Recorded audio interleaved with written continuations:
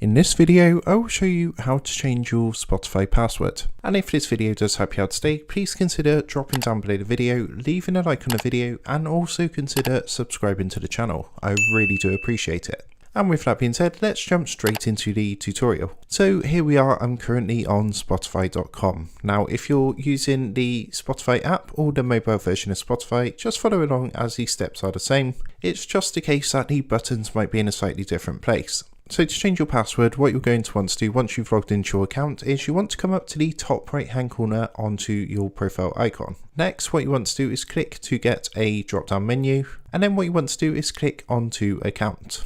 What it's going to do is take you to a page that's going to look similar to this. Now this is where we can come to actually change our password. So if you scroll down slightly and look to this menu on the left hand side, you will see the option to change password. So from here, all you want to do is enter your current password.